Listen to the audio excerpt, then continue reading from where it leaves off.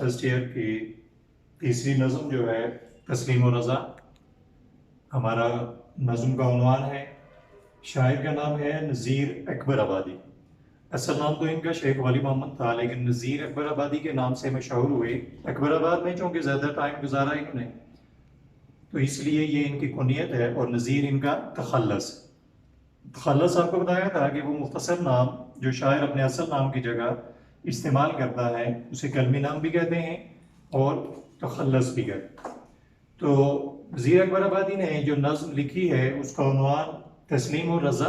مرکزی خیال یہ ہے کہ جو فقیر لوگ ہوتے ہیں، درویش لوگ ہوتے ہیں، وہ جس حال میں بھی اللہ ان کو رکھے وہ راضی برضا رہتے ہیں. انہیں اگر کوئی شاہانہ لباس دولت مل جائے تو غرور اور تکبر نہیں کرتے، اور اگر کبھی مشکل حالات آ جائیں تو بھی وہ کبھی زبان پر شکوہ اور شکایت نہیں لاتے. تو ان لوگوں کے بارے میں یہ لکھتے ہیں. پہلا شعر ہے، بلکہ یہ بند کی صورت میں ہے، اور بند میں ہمیشہ 3 شعر ہوتے ہیں. تو اس کا جو پہلا بند ہے وہ یہ ہے کہ جو فقر میں پورے وہ ہر حال میں خوش ہیں، ہر کام میں، ہر دام میں، ہر حال میں خوش ہیں. گر مال دیا یار نے تو مال میں خوش ہیں، بے زر جو کیا تو اسی احوال میں خوش ہیں. افلاس میں، اتبار میں، اقبال میں خوش ہیں، پورے ہیں وہی مرد جو ہر حال میں خوش ہیں.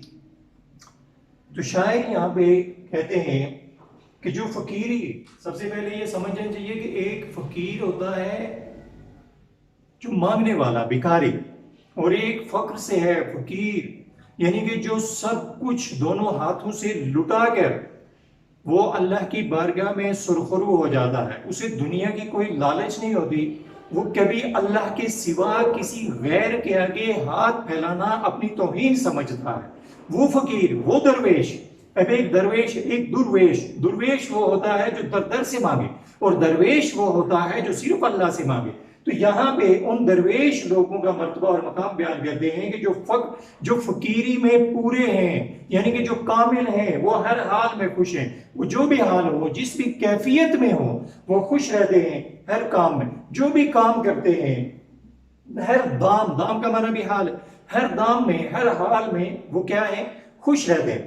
اگر مال دیا یار نے تو مال میں خوش، اگر ان کو بے شمار دنیاوی نعمتیں مل جائیں، دولت مل جائے، تو وہ غرور اور تکبر نہیں کرتے، اس پہ اتراتے نہیں ہیں، بلکہ یہ بھی اللہ کی طرف سے انعام سمجھ کر، اس کی نعمت سمجھ کر اس میں خوش ہیں. اور بے زر جو کیا تو اسی احوال میں خوش ہیں. اور اگر بے زر ہونا، مال اور دولت کا چھن جانا، اگر ان سے مال اور دولت چھن جائے، وہ سب کچھ تباہ ہو جائے، ختم ہو جائے، تو زبان پر ایک بھی حروف شکایت نہیں لاتے، بلکہ اس کو بھی اللہ کی رضا سمجھ کر اس پر صبر کرتے ہیں. مل جائے تو شکر کرتے ہیں، کیونکہ لائن شکرتم لازیدنکم، تم میرا شکر ادا کرو میں تمہیں اور زیادہ دوں گا. اور اگر کچھ چھن جائے تو قالوا انا للہ و انا الیہ راجعون، کہ اسی کی طرف سے آیا تھا اور اسی کی طرف لوٹ کے جانا ہے، اس میں ہمارا کیا حکمت، یا اس میں ہمارا ایسا کیا ہے کہ ہم اس پہ افسوس کریں، یا ہم اس پہ شکوہ اور شکایت کریں، یا ہم اس پہ بھی پچھتائیں. تو اگر انہیں مال اور دولت مل جائے تو اللہ کی نعمت سمجھ کر اس پہ شکر ادا کرتے ہیں. اور بے زر ہو جائے، مال اور دولت چھن جائے، تو کبھی زبان پر حروف شکایت نہیں لاتے، شکوہ نہیں کرتے کہ یا اللہ یہ کیا کر دیا، میرے ساتھ یہ کیوں ہو گیا.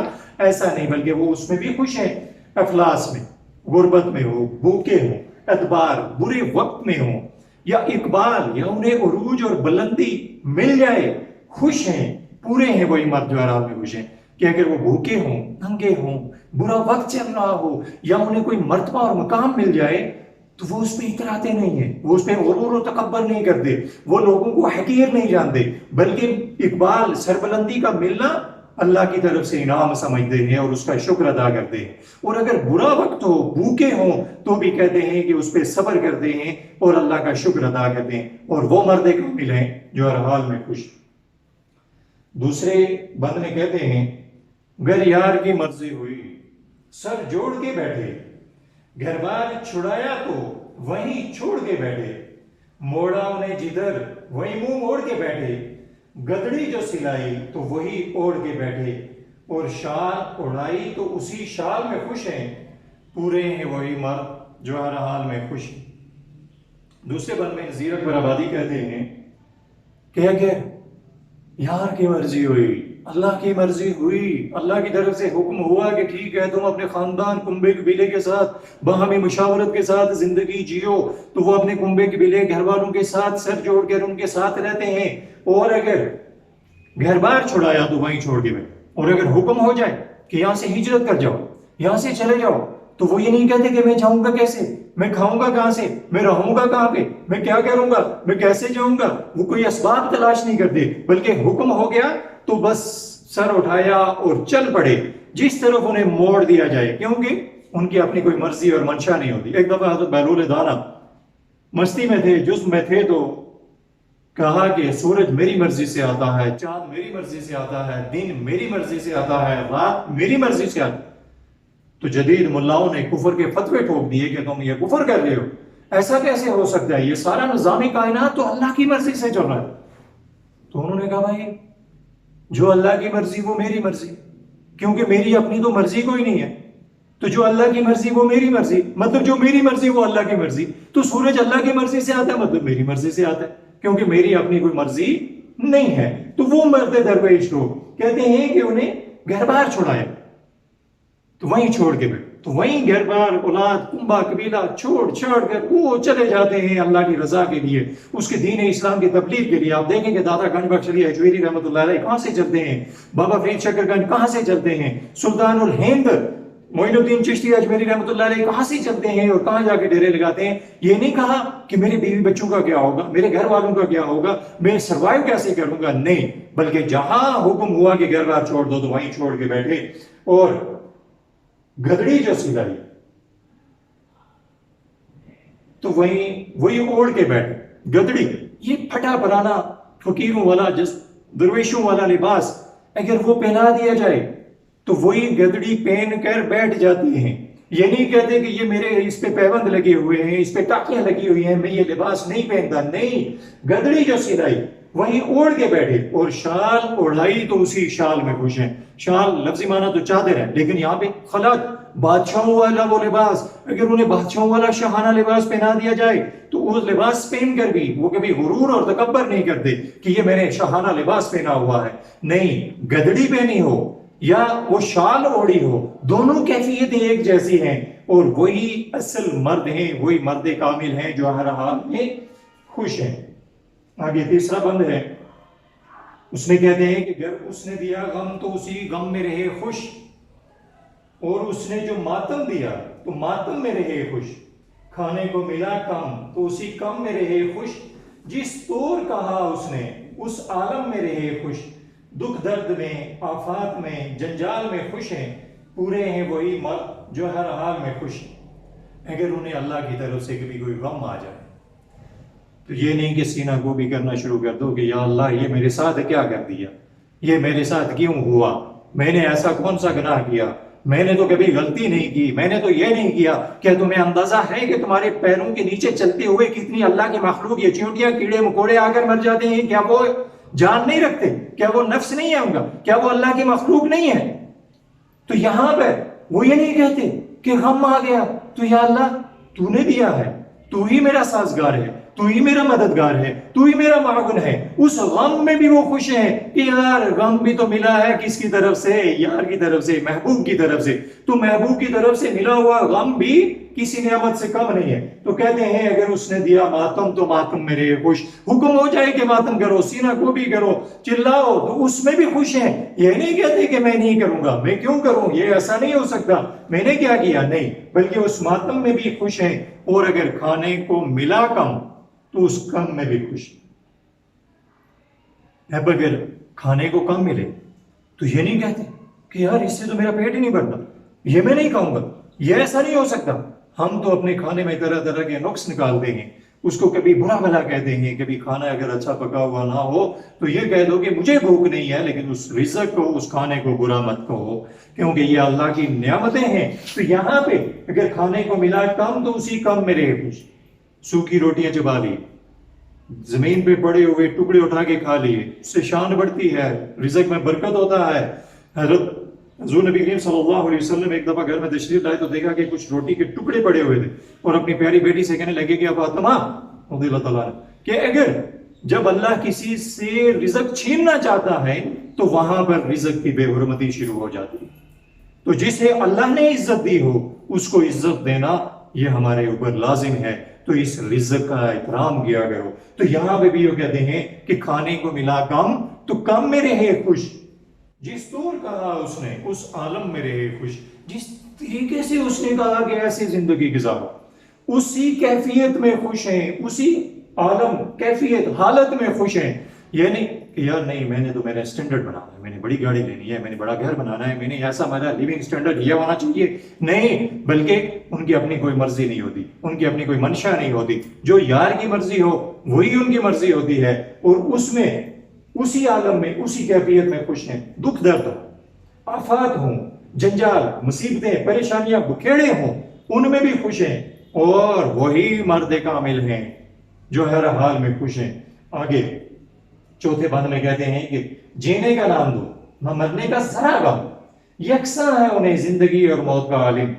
نہ واقف نہ برس سے نہ مہینے سے وہ ایک دم, نہ شب کی مصیبت نہ کبھی روز کا ماتم.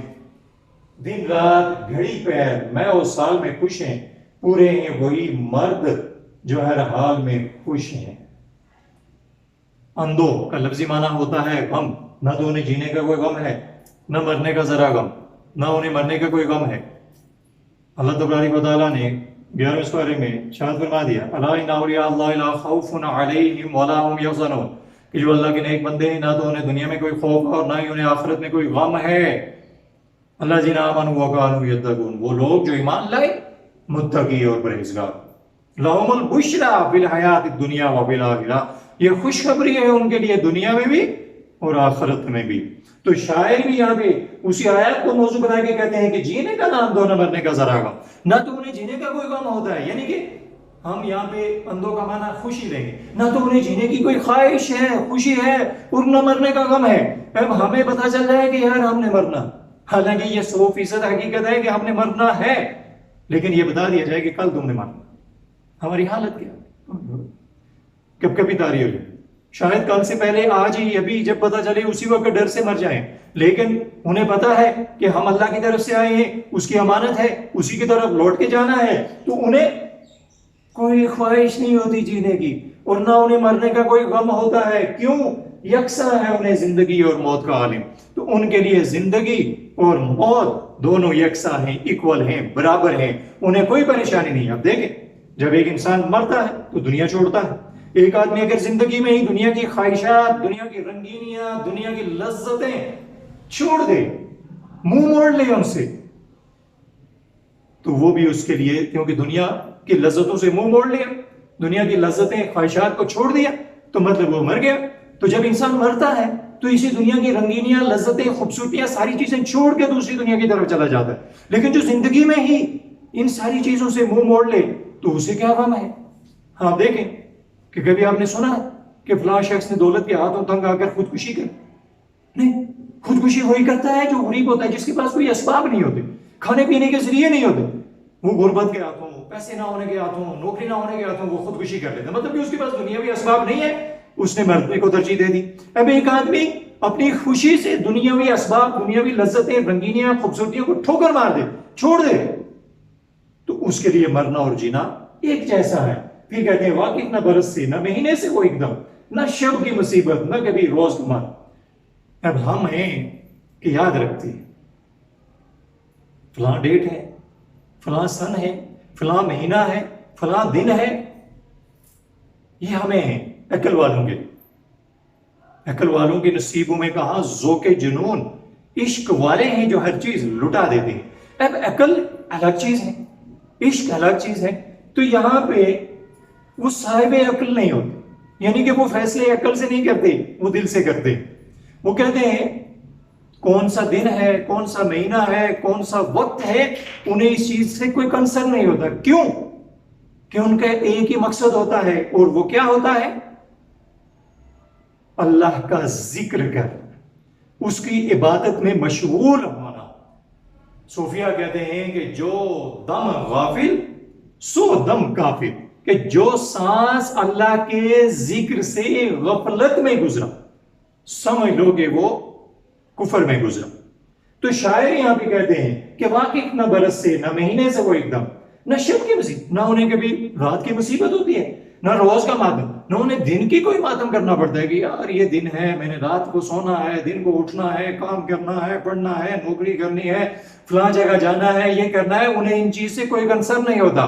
دن رات گھڑی پیر مہینہ کوئی بھی ہو، وہ اللہ کی یاد میں مشغول رہتے ہیں، اس میں ڈوبے رہتے ہیں. تو آگے کہتے ہیں کہ دن رات گھڑی پیر، دن ہو رات ہو گھڑی ہو پیر ہو، میں وہ سال مہینہ ہو یا سال ہو، یعنی کہ وہ ایک لمحے کے لیے بھی کبھی مایوس نہیں ہو، ایک لمحے کے لیے بھی کبھی وہ اللہ کے ذکر سے غافل نہیں ہوتے. اور وہی مرد کامل ہیں جو ہر حال میں خوش ہیں. آگے کہتے ہیں کہ ان کے تو جہاں میں عجب عالم ہے نظیرہ، سب ایسے تو دنیا میں ولی کم ہے نظیرہ. کیا جانے فرشتے ہیں کہ آدم ہے نظیر آہ، ہر وقت میں ہر آن میں خرم ہے نظیر آہ. جس ڈال میں رکھا وہ اسی ڈال میں خوش ہیں، پورے ہیں وہی مرد جو ہر حال میں خوش ہیں. یہ مطلب مقطع کا بند ہے، نظیر نے اپنا تخلص بھی استعمال کیا ہے. تو یہاں پہ وہ حیرانی تعجب کا اظہار کرتے ہیں کہ ان کے تو جہاں میں عجب عالم نظیر، کہ جو ولی لوگ ہوتے ہیں، درویش لوگ ہوتے ہیں، ان کے جہان عجیب ہوتے ہیں، وہ ہماری عقل میں سمجھنے کے قابل نہیں ہوتے، ہم اس کو سمجھ نہیں سکتے. آپ دیکھیں ہم تو خیر ایک ادنا سی مخلوق ہیں، گنہگار انسان ہیں، لیکن آپ دیکھیں کہ خواجہ خضر اور موسیٰ علیہ السلام جن کا ذکر قرآن پاک کے اندر موجود ہے، کہ جب اللہ کا برگزیدہ نبی کلیم اللہ اس ولی کی کرامات کو، معاملات کو نہ سمجھ سکا، کشتی کا پھٹا اکھاڑنا، دیوار کا بنانا، بچے کا مارنا، یہ ساری چیزیں جب موسیٰ علیہ السلام کو سمجھ نہیں آ سکی، تو ہمارا عقل ہی کتنا ہے، ہماری سوچ کتنی ہے کہ ہم ان کے جہاں کو سمجھ سکیں. تو شاعر کہتے ہیں کہ ان کے جہاں عجب ہیں، ہم ان کو سمجھ نہیں سکتے. ایسے تو دنیا میں ولی کم ہے نظیرہ. اور پھر کہتے ہیں کہ جیسے جو ولی ہیں نا وہ بھی دنیا میں بڑے کم ہیں. کہتے ہیں کہ جب کسی ولی کے سامنے بیٹھو تو اپنے دل کو قابو میں رکھو، اور جب کسی صاحب علم کے سامنے بیٹھو تو اپنی زبان کو قابو میں رکھو.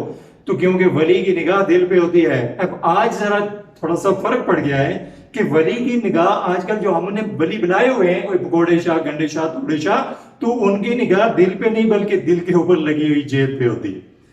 تو ایسے نہیں، وہ ولی جو یہ کہے کہ ہاں بیٹا مانگو، کیا مانگتے ہو، کیا چاہتے ہو، ہمیں دنیا سے کوئی کنسرن نہیں ہے، ہمارا جہاں کچھ اور ہے، تم بتاؤ تمہیں کیا چاہیے. وہ ولی ہے جو تمہیں یہ کہے کہ تم مجھے یہ دے دو اور میں تمہیں یہ دوں گا، سمجھ لو کہ یہ کیا ہے، رونگ نمبر. تو یہاں پہ شاعر بھی یہ کہتے ہیں کہ سب ایسے تو دنیا میں ولی کم ہے نظیرہ.